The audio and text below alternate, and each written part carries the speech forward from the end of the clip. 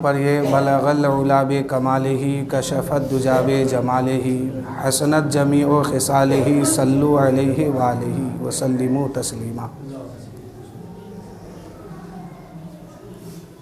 किसी शायर ने क्या ही खूब कहा है कि जा रहा हूँ छोड़कर संसार कब्र में, सरकार आज तशरीफ़ लाएंगे कब्र में। जो पूछना है मुझसे फ़रिश्तों पूछ लो, वो आ गए हैं अहमद मुख्तार कब्र में। जो पूछना है मुझसे फ़रिश्तों पूछ लो, वो आ गए हैं अहमद मुख्तार कब्र में। और आगे कहते हैं कि जी भर के देखने दो मुझे ऐ मेरे हुजूर, जी भर के देखने दो जी भर के देखने दो मुझे ऐ मेरे हुजूर, दीदार करने आया गुनहगार कब्र में। जी भर के देखने दो मुझे ऐ मेरे हुजूर, दीदार करने आया गुनहगार कब्र में। और ये ज़मीनो ज़मा ही नहीं सातों आसमां महके, ज़मीनो जमा ही नहीं सातों आसमां महके। वो लामका में गए तो लामका महके।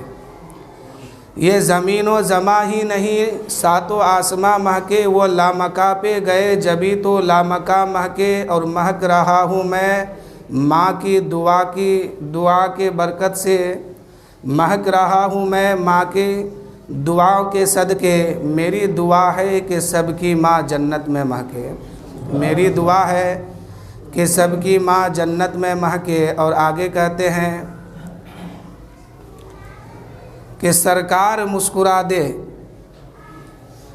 तो नकीरैन झूम उठे, सरकार मुस्कुरा दे तो नकीरैन झूम उठे। जिस वक्त मैं पढ़ूँ नात के अशार कब्र में। अल्लाह ताला कुरान मुक़द्दस में इरशाद फरमाया, इन्ना नहनु नज़्ज़लना ज़िक्रा व इन्ना लहू लहाफ़िज़ून। बेशक हमने ही ज़िक्र को उतारा, हम ही उसकी हिफाजत करने वाले हैं। अल्लाह ताला ने कुरान मुक़द्दस को उतारा और कुरान पाक से रसूल पाक की ज़िक्र को उतारा। और अल्लाह ताला इरशाद फरमाया कि हमने ही उतारा, हम ही इसकी हिफाजत करने वाले हैं। मिसाल के तौर पर कोई इंसान अगर इबादत करता है, कोई इंसान अगर नमाज़ पढ़ते हैं तो फ़ख्र से सीने का बटन खोल के ये नहीं कहेगा कि हम नमाज़ पढ़ते हैं, ये नहीं कहा जा सकता। बल्कि अगर कोई इंसान नमाज़ पढ़ता है तो नमाज़ पढ़ने के बाद शुक्र के तौर पर एक सजदा और करे कि ऐ मौला, तेरे करम के लिस्ट पर मेरा नाम दर्ज है कि तूने मुझे ये मौका अता फरमाया। वरना सब कहाँ पढ़ पाते हैं। अल्लाह ताला जब किसी से नाराज़ होता है तो सबसे पहला जो अज़ाब उसको देता है वो ये देता है कि अपनी दरबार से उसे दूर कर देता है, सजदों की तौफीक छीन लेता है। हज़रत मूसा अला नबीना अलैहिस्सलातो तस्लीम अपने मानने वाले को समझा रहे थे कि देख ये काम कर अच्छा है, ये काम कर अच्छा है, ये काम कर अच्छा है। तो उन्होंने जवाब दिया कि मैं नहीं करूँगा, मैं ऐसे ही ठीक हूँ। हज़रत मूसा अलैहिस्सलाम कह रहे हैं कि ये काम अच्छा है, तुम कर, सवाब मिलेगा। उसने कहा नहीं करूँगा, इसलिए कि मैं नहीं करता हूँ तो मेरे पास बरकत ही बरकत है। कहा कि क्या बरकत है? कहा कि मूसा अलैहिस्सलाम आप जो मुझे करने कह रहे हैं हम उसका उल्टा करते हैं, हम उसको नहीं मानते हैं, नहीं करते हैं, इसलिए मेरे अंदर बरकत ही बरकत है। हम नमाज नहीं पढ़ते हैं, औलाद में बरकत है, औलाद में तरक्की है। हम नमाज नहीं पढ़ते हैं, कारोबार में तरक्की है, ये है वो है, सब कह दिया।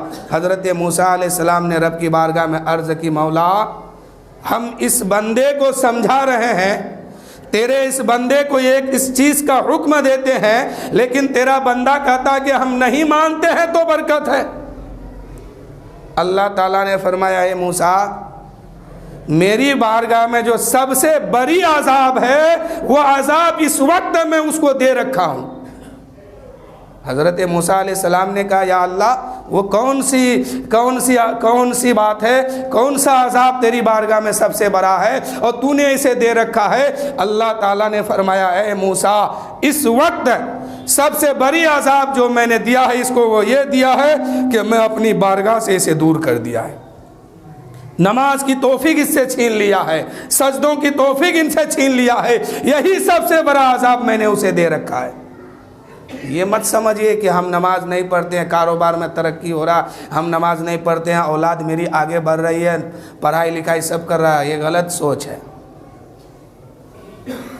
बल्कि अल्लाह आपको अपनी दरबार से दूर कर दिया और दौलत इसलिए ज़्यादा दे रहा है कि आपको वहाँ हिसाब ज़्यादा देना होगा। अल्लाह जब पूछेगा कि बंदा तुम्हें इतनी उम्र दिया, बता तूने कहाँ खर्च किया, इतनी दौलत दी तुमने किस रास्ते पर खर्च किया, इतने इल्म दिया तुमने कितने पर अमल किया। जब ये सवाल रब की बारगाह में किया जाएगा आपसे, तो आपको एक कदम भी आगे पीछे हिलाने का मौका नहीं दिया जाएगा और हर एक का हिसाब देना होगा। मिसाल के तौर पर कल के तारीख़ में हमारे कौम में